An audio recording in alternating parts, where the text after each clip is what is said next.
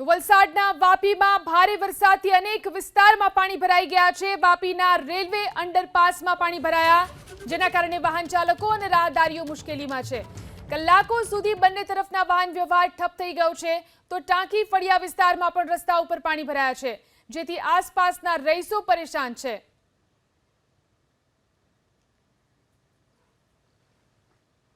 તો આ તરફ વલસાડમાં પાવર હાઉસ બેચર રોડ વિસ્તારમાં વરસાદી પાણી ન નીકળતા ઘરોની અંદર પાણી ભરાઈ ગયા।